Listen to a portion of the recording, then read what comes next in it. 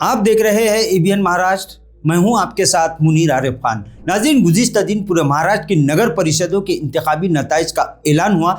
इस बार भी फिर एक मरतबा हमेशा की तरह महायुति ने यानी बीजेपी, एकनाथ शिंदे की शिवसेना और अजीत पवार की एनसीपी ने अपने सियासी दबदबे को पूरे महाराष्ट्र में बरकरार रखा है। इस तरह के संकेत गुज़िश्ता कई दिनों से मिल रहे थे कि बीजेपी इस मरतबा भी तमामी नगर परिषदों पर अपना झंडा लहराएगी। ठीक उसी के मुताबिक बीजेपी यानी महायुति का ये दावा साबित हुआ।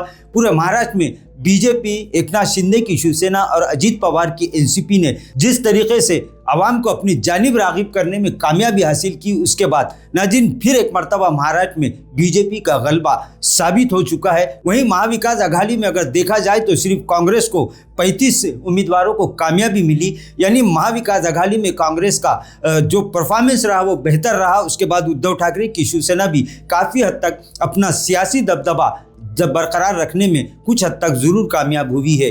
वहीं मजलिस-ए-इत्तेहादुल मुस्लिमीन की अगर बात की जाए तो पहली मरतबा पूरे महाराष्ट्र के नगर परिषदों में मजलिस-ए-इत्तेहादुल मुस्लिमीन की जानिब से 160 उम्मीदवार खड़े किए गए थे। और ख़ास बात यह है कि इसमें से 81 उम्मीदवार कामयाब हुए, जबकि एक सदर बल्दिया यानी मेयर मुंतखब करने में भी एमआईएम को कामयाबी मिली है। इस कामयाबी के बाद साबिक रुकन पार्लियामेंट और पार्टी के रियासती सदर इम्तियाज़ जलील ने खुशी का इजहार करते हुए तमामी राय दहिंदगान का, पूरे महाराष्ट्र की उस आवाम का जिसने मजलिस-ए-इत्तेहादुल मुस्लिमीन को कामयाबी दिलवाई, इन पर एतमाद का इजहार किया। तमामी को मुबारकबाद देते हुए इम्तियाज़ जलील ने फिर एक मरतबा ये दावा किया है कि आने वाले म्यूनसिपल कॉरपोरेशन में इसी तरह के नताइज से पूरे महाराष्ट्र की सियासत में फिर एक मरतबा एक सियासी भूचाल ज़रूर लाएंगे। नाज़रीन, मजलिस-ए-इत्तेहादुल मुस्लिमीन ने पूरे महाराष्ट्र के नगर परिषदों में जहाँ तक देखा जाए तो 160 उम्मीदवार खड़े किए थे, जिसमें कामयाबी हासिल करने वाले उम्मीदवारों में और इलाकों की फहरिस्त इस तरह है। जलगांव से मजलिस-ए-इत्तेहादुल मुस्लिमीन के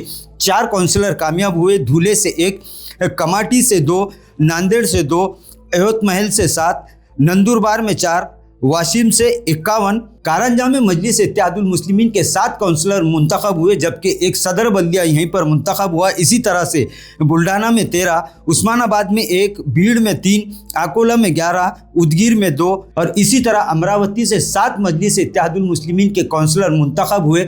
इस नतीजे के बाद पूरे महाराष्ट्र में मजलिस-ए-इत्तेहादुल मुस्लिमीन ने इस बात को साबित कर दिया कि इनका सियासी दबदबा अब भी बरकरार है। जहाँ तक पूरे महाराष्ट्र के नगर परिषदों के इंतखाबी नताइज का अगर जायजा लिया जाए तो महायुति में जिस तरह से अपना सियासी जलवा दिखाया है, उसी तरह मजलिस-ए-इत्तेहादुल मुस्लिमीन भी अपना सियासी दाव खेलते हुए अपना सियासी दबदबा पूरे महाराष्ट्र में दिखाने के लिए बेचैन थी। और 81 उम्मीदवारों के कामयाब होने के बाद इनका सियासी दबदबा इसी तरह से बरकरार रहने का दावा अब पार्टी के तमामी कायदीन की जानिब से किया जा रहा है। अब देखना यह है कि क्या आने वाले म्यूनसिपल कॉरपोरेशन इंतखाबात में भी मजलिस-ए-इत्तेहादुल मुस्लिमीन का सियासी दबदबा क्या इसी तरह से बरकरार रहेगा। इसी पर पूरे महाराष्ट्र के अवाम की और तमामी छोटी बड़ी सियासी पार्टियों की निगाहें टिकी हुई है।